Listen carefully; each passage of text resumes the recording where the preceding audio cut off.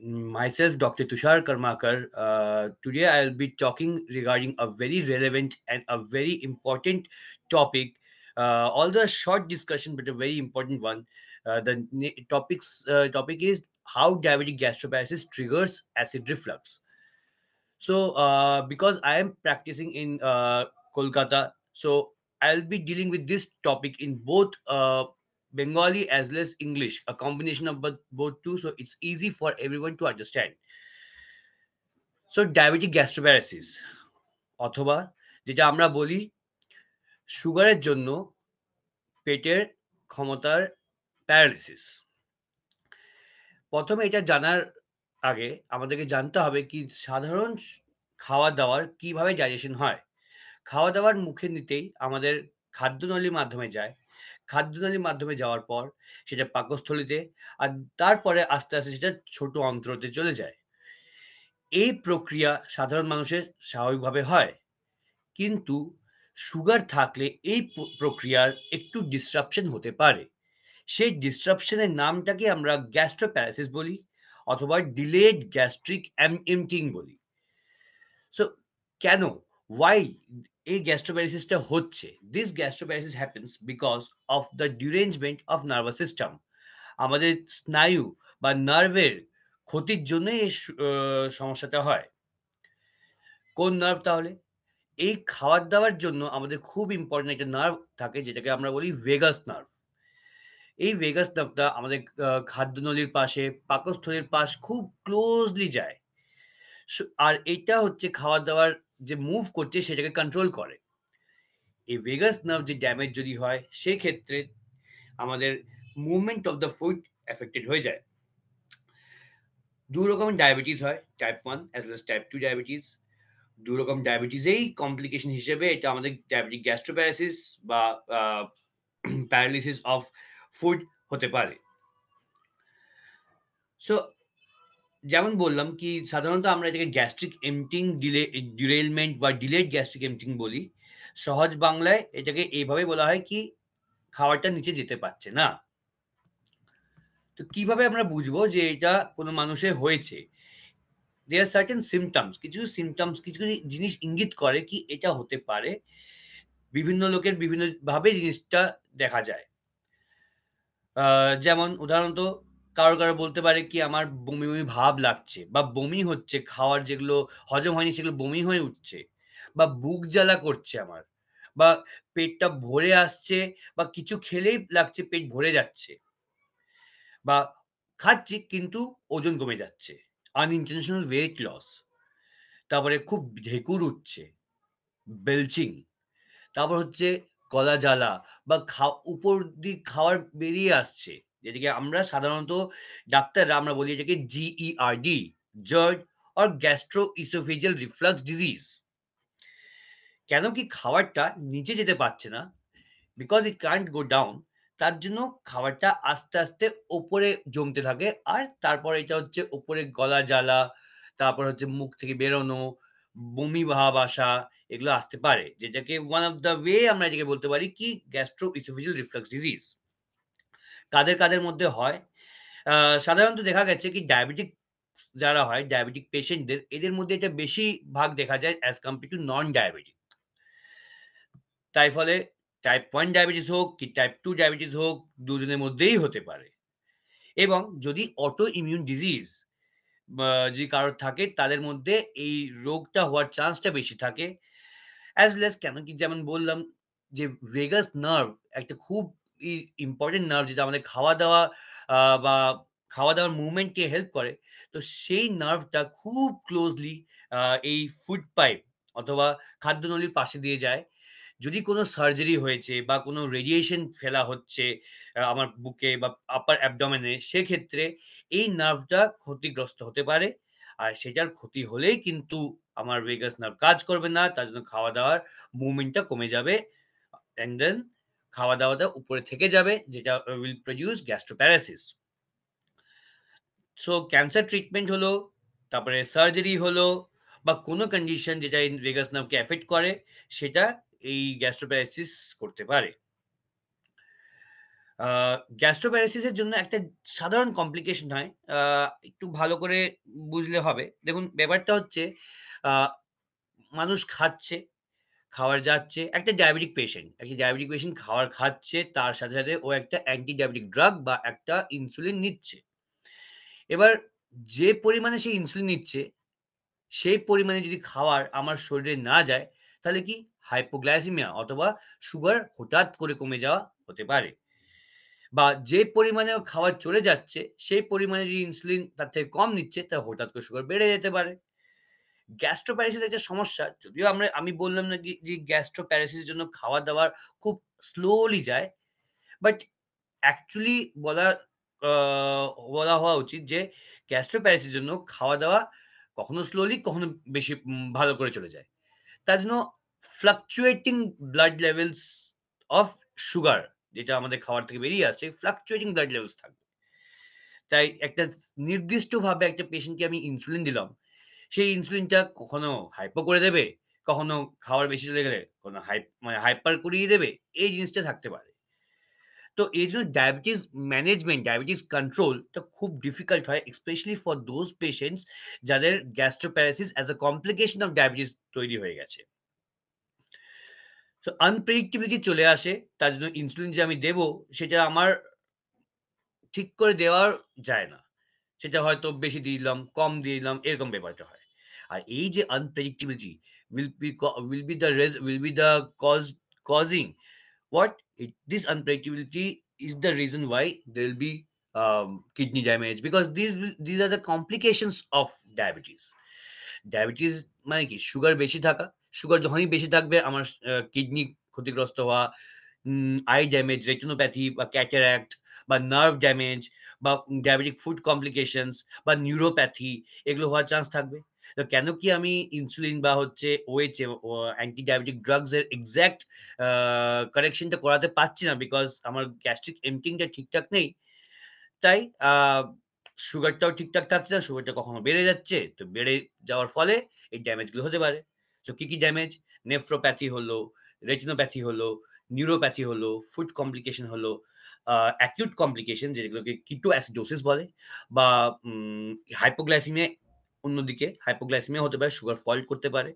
Sugar fault করলে সাধারণত মানুষ বলবে কি আমার মাথা ঝিমঝিম করছে, অজ্ঞান হয়ে যেতে পারে। ঘ্যাঁচ বা যেটাকে কনভালশন বা সিজার বলে, সিজার আসতে পারে বা কমপ্লিটলি কমাতে চলে যেতে পারে। তো এইগুলো এক্সাক্টলি কিন্তু ডায়াবেটিস এর জন্য হচ্ছে না। বাট ডায়াবেটিক গ্যাস্ট্রোপ্যারালাইসিস এর জন্য এগুলো হচ্ছে বিকজ আমার ইনসুলিন লেভেলটা বা আমার অ্যান্টি ডায়াবেটিক এজেন্টস গুলো ঠিকঠাক আমি কাজ করাতে পারছি না। বিকজ আমার খাওয়া-দাওয়ার হ্যাবিট এর সাথে সেটা আ অ্যালাইন করছে না। অন্য কমপ্লিকেশন এর মধ্যে হয় ম্যালনিউট্রিশন হবে। কারণ কি খাবার-দাবার ঠিক করে আমার এম্পটিং হচ্ছে না। So because gastric emptying delayed হচ্ছে। খাবার-দাবার আমার আ স্মল ইন্টেস্টাইন থেকে অ্যাবসর্পশন হচ্ছে না। তাই ফলে আ সুগার মানে আমার সুগার তো ছাড়ুন, প্রোটিন বা ইভেন ফ্যাট এগুলো অ্যাবসর্পশন কমে যাচ্ছে। তার জন্য ম্যালনিউট্রিশন হবে। ব্যাকটেরিয়াল ওভারগ্রোথ হবে ডাইজেস্টিভ ট্র্যাক্টস এ। তার জন্য যে মানুষ বলে গ্যাস হচ্ছে, ঠিক আছে? ব্লোটেড সেনসেশন এগুলো বেড়ে যাবে। দেন ইলেক্ট্রোলাইট ইমব্যালেন্স, সোডিয়াম পটাশিয়ামের ইমব্যালেন্স হওয়া, ক্যালসিয়ামের ইমব্যালেন্স হওয়া এগুলো হতে পারে। কেন কি অনেক বারবার আমি যেমন বললাম কি ভমিটিং এর টেনডেন্সি থাকে। বিকজ খাবারটা নিচে যেতে পারছে না। খাবারটা উপরে উঠার টেনডেন্সি থাকে। তো বারবার এই ভমিটিং টেনডেন্সির জন্য আমার খাদ্যনালীর উপরে চাপ পড়ার জন্য আমার টিয়ার হতে পারে। যাকে ইসোফেজিয়াল টিয়ার বলে। আর ইসোফেজিয়াল ইনফ্লামেশন মানে মানে আমার আ খাবার-দাবার নলীতে মানে খাদ্যনলীতে অনেকক্ষণ ধরে খাবার থাকলে সেই খাবারের মধ্যে একটু, একটু করে ইনফ্লামেশন করবে। তার জন্য পরে পেশেন্ট বলতে পারে যে, "আমার খেতে অসুবিধা হচ্ছে। খেলে বুকে কেমন লাগছে, কিছু খচা, খচা লাগছে" বলতে পারে। তো এইগুলো পেশেন্ট সিম্পটম হিসাবে প্রেজেন্ট করবে। মানে পেশেন্ট এসে বলবে এগুলো। কিন্তু আসলে এগুলো একটা কারণই হচ্ছে যে কারণটা খোঁজা খুবই আ ইজি বাট একটা ইজিনেস তখনই আসে যখন সাসপিশন থাকবে। তো সেই সাসপিশন একটা হেলথ প্রফেশনাল কে করতে হবে কি না ডায়াবেটিক আছে, খাওয়া-দাওয়ার অসুবিধা হচ্ছে, ব্লোটেড লাগছে, আ বমি, বমি ভাব লাগছে, খাওয়ার হজম হচ্ছে না। তো গ্যাস্ট্রোপ্যারালাইসিস ক্যান বি ওয়ান কজ। তো এই যখন সাসপিশন তৈরি হবে, তখন সাসপিশন তৈরি হওয়ার পরেই আমরা সেটা আদৌ আছে কিনা সেটা ডায়াগনোসিস এর জন্য এগোবো। তো ডায়াগনোসিস কিভাবে করা হয়? তো ডায়াগনোসিস করার জন্য কিছু পরীক্ষা আছে, সেই পরীক্ষাগুলো আমি এক করে বলছি। ১ নম্বরে হচ্ছে গ্যাস্ট্রিক এম্পটিং স্কিন্টিগ্রাফি। এটা দেখায় কি খাবার-দাবার কত জলদি, কত তাড়াহুড়োতে খাবার-দাবার নিচে যাচ্ছে। সাধারণত একটা রেডিও অ্যাক্টিভ কম্পাউন্ড, কিছু একটা রেডিও যেটা শরীরকে হার্ম করছে না, কিন্তু radio active compound mixed food দেওয়া হয়। সেই খাওয়া-দাওয়া সাধারণত ৪ ঘন্টার মধ্যে চলে যাওয়ার কথা। এবার যদিও ৪ ঘন্টার বেশি লাগছে, তাহলে ডিলেড গ্যাস্ট্রিক এম্পটিং প্রুভ করছে। Next breath test. ব্রেথ টেস্টটা কি? একটা মিল দেওয়া হবে। সেই মিলের অ্যাসোসিয়েটেড ব্রেথটাকে অ্যাসেস করা হবে। সে ব্রেথের অ্যাসেসমেন্টের রেগুলার ইন্টারভালে করা হবে। রেগুলার ইন্টারভালে যে অ্যাসেসমেন্ট করা হয়, আস্তে, আস্তে দেখা যাবে কি কমছে, ব্রেথটা কমছে বিকজ অ্যাবজর্পশন আস্তে, আস্তে বাড়ছে। নিচের দিকে ফুডটা চলে যাচ্ছে তো আস্তে, আস্তে ব্রেথটা কমছে। বাট যদি দেখা হয় the rate of decrease in the absorption কমে যায়, তার মানে ডিলেড গ্যাস্ট্রিক এম্পটিং হচ্ছে। Next wireless motility capsule. একটা স্মার্ট পিল, একটা ক্যাপসুল থাকে, মুখে খেয়ে দেওয়া হয়। খাওয়ার পর ওটা পুরো খাদ্যনলীর মাধ্যমে যাচ্ছে আস্তে, আস্তে, আস্তে, আস্তে পুরো দিনে যেমন করে আমার খাওয়ারটা ভেতর থেকে যাচ্ছে, ওটা পুরো ভেতরে ট্রাভেলিং এপিসোডটা ওটা রেকর্ড করবে আর ট্রান্সমিট করবে। সেই রেকর্ডিংটা আমরা দেখতে পারবো কি ন্যাচারাল বাওয়েল মুভমেন্টটা কেমন হচ্ছে সেটা দেখা যেতে পারে। নেক্সট একটা খুবই কমনলি ইউজড টেস্ট, আগে অনেক করা হতো, এখনো করা হয়, যেটা হচ্ছে বেরিয়াম এক্স-রে। বেরিয়াম এক্স-রে টা কিছু না, বেরিয়াম একটা কম্পাউন্ড, একটা রেডিও অ্যাক্টিভ কম্পাউন্ড। সেটা হচ্ছে এটা নট রেডিও অ্যাক্টিভ, একটা রেডিও ওপেক কম্পাউন্ড, যেটা একটা ড্রিংক হিসাবে দেওয়া হয়, লিকুইড দেওয়া হয়, খাওয়া হয়। খাওয়ার পর এক্স-রে তোলা হয়। এক্স-রে তে দেখা যায় কি কোনো মেকানিক্যালি কোনো কারণে সেটা আমার lower part of the oesophagus, lower part of the food pipe বা পাকস্থলীতে কিছু জমে থাকছে কিনা, এগুলো দেখা যেতে পারে। গ্যাস্ট্রিক ম্যানোমেট্রি খুবই অ্যাডভান্স মেথড। এখানে কিছু না, একটা টিউব ঢোকানো হয়। আ মু মানে গলা দিয়ে টিউব একটা ভেতর দিকে ঢোকে। তারপর ওই প্রেশারটা ম্যানোমিটার মানে pressure changes in the gastric Baul lumen দেখা হয় কি কেমন কি প্রেশার চেঞ্জেস আছে, সেই হিসাবে স্টমাকের ফাংশনিং জানা যেতে পারে। আরো অনেক টেস্ট আছে কেন কি গ্যাস্ট্রিক এম্পটিং হচ্ছে, তা গ্যাস্ট্রিক এম্পটিং ডিলেড হচ্ছে। সে এম্পটিং যখন ডিলেড হবে আমার অ্যাবজর্পশন ও কমে যাবে। আমার ভিটামিন বি12 এর অ্যাবজর্পশন, আয়রনের অ্যাবজর্পশন, ক্যালসিয়ামের অ্যাবজর্পশন কমবে। তো এই মাইক্রোনিউট্রিয়েন্টস এন্ড ম্যাক্রোনিউট্রিয়েন্টস এর ডেফিসিয়েন্সিস থাকবে। ইমেজিং আছে ওই যে গ্যাস্ট্রোপ্যারালাইসিস এর জন্য আমার গল ব্লাডার, কিডনি, প্যানক্রিয়াস এর ইমেজিং করে দেখতে পারবো কি ওখানে কোনো ড্যামেজ হচ্ছে কিনা। অ্যান্ড আল্টিমেটলি একটা এন্ডোস্কোপি করে দেখা যেতে পারে যে কোনো ফুড পাইপে কোনো অ্যাবনর্মালিটি আছে কিনা। তো যদি আমি যাই কি গ্যাস্ট্রোপ্যারালাইসিস আ কিভাবে ম্যানেজ করব? তো গ্যাস্ট্রোপ্যারালাইসিস ম্যানেজ করার আ কারণটা ইম্পোর্টেন্ট এইজন্য কারণ গ্যাস্ট্রোপ্যারালাইসিস এইসব সিম্পটমস নিয়ে আসছে। এইসব সিম্পটমস এর মধ্যে যেটা বললাম, খাওয়ারটা উপরে চলে আসা, আ ঢেঁকুর তোলা বা হচ্ছে গলা জ্বালা করা, যেগুলোকে আমরা সাধারণত ল্যাঙ্গুয়েজে GERD বলি। ঠিক আছে? এগুলো কজ করছে। তো GERD কে ট্রিট করার জন্য আমাকে গ্যাস্ট্রোপ্যারালাইসিস কে ঠিক করতে হবে। গ্যাস্ট্রোপ্যারালাইসিস কি করে ঠিক হবে? যখন আমার এই যে ব্লাড সুগার লেভেলটা যা ফ্লাকচুয়েট হচ্ছে, ওটাকে আমি ঠিক করব। তো ঠিক করার জন্য আমাকে appropriately dosing and maybe changing the dose or timing of insulin করতে হতে পারে। ওকে। এই ইনসুলিন ডোজ চেঞ্জ করলাম কি এই টাইমে গ্যাস্ট্রিক আমার সুগার লেভেল এমন থাকছে, এই টাইমে আমি এরকম দেবো। সেটাতে কি হবে? গ্যাস্ট্রোপ্যারালাইসিস ও কমবে। এট দ্য সেম টাইম সেই ফলে আমার কমপ্লিকেশন ডিউ টু গ্যাস্ট্রোপ্যারালাইসিস ও কমে যাবে। এক জায়গায় দুটো কাজ হয়ে যাবে। নেক্সট গ্যাস্ট্রিক এম্পটিং কে যে ডিলে করছে সেটাকে কমানোর জন্য there are certain medication. Medication such as metoclopramide রয়েছে। আমার কাছে এরিথ্রোমাইসিন রয়েছে, এরিথ্রোমাইসিন যেটা আ স্টমাক মাসলকে স্টিমুলেট করবে। আর সেকেন্ডলি কয়েকটা ওষুধ আছে যেগুলোকে আমাদেরকে এভয়েড করতে হবে। স্পেশালি দোজ কন্টেইনিং ওপিয়েটস এগুলোকে এভয়েড করতে হবে। অ্যান্ড মোস্ট ইম্পোর্টেন্টলি যেটা ইম্পোর্টেন্ট খুবই, আমার ডায়েট অ্যান্ড ইটিং হ্যাবিটস কে চেঞ্জ করতে হবে। কেন? এইগুলো হচ্ছে ইনিশিয়াল পার্ট অফ ট্রিটমেন্ট। এগুলোতেই ইউজুয়ালি কন্ট্রোল হয়ে যায় যদি সাসপিশন আগে করা হয়, ডায়াগনোসিস আগে করা হয়, পেশেন্ট খুব একটা কমপ্লেইন না করে এগুলো দিলেই মোটামুটি ঠিক হয়ে যায়। বাট ইন কেস পেশেন্ট অনেক দেরিতে আসলো বা সাসপিশনটা পরে হলো, সেক্ষেত্রে there are other methods, methods in the sense nutrition তো দিতে হবে। সো নিউট্রিশন দেওয়ার জন্য ফিডিং টিউব ইনসার্ট করতে হওয়া বা ইন্ট্রাভেনাসলি ফ্লুইড দেওয়া, ইন্ট্রাভেনাসলি নিউট্রিশন দেওয়া, এগুলোও কিন্তু করতে হতে পারে in very severe cases of gastroparalysis. So uh আজকের এই ছোট একটা ডিসকাশনে আমরা মোটামুটি আইডিয়া করতে পারলাম যে গ্যাস্ট্রোপ্যারালাইসিস কি? what is gastroparesis, how gastroparesis occurs, what is the exactly scientific cause of gastroparesis, that is vagus nerve damage due to any reason, sugar hook, but damage mechanically, operation or surgeries or radiation, যে কোনো কারণে হোক, এটা এটা scientific কারণ। এরপর গ্যাস্ট্রোপ্যারালাইসিস যদি হয় সেক্ষেত্রে কি, কি সিম্পটমস হবে? বেলচিং হওয়া, গলা জ্বালা করা, হার্টবার্ন হওয়া, পেট আপার অ্যাবডোমিনাল ডিসকমফর্ট হওয়া, পেট ভরে ভরা, ভরা লাগা, খিদে না পাওয়া, এগুলো হতে পারে। তার জন্য কি, কি কমপ্লিকেশনস হতে পারে? কমপ্লিকেশনস লং টার্মে জিআরডি নিয়ে কথা বললাম, জিআরডি হতে পারে।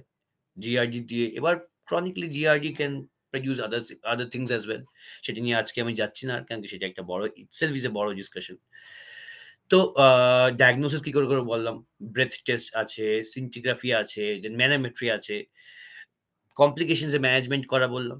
অ্যান্ড আল্টিমেট ট্রিটমেন্টটা বললাম, যেখানে metoclopramide, erythromycin and blood sugar লেভেলকে কন্ট্রোল করা, and at the same time certain drugs avoid করা, এটা নিয়ে বললাম। অ্যান্ড সিভিয়ার কেসেসে বলা হলো যে ফিডিং টিউব দিতে হতে পারে, অ্যান্ড ইভেন নিউট্রিশনের জন্য আইভি নিউট্রিশনও দিতে হতে পারে।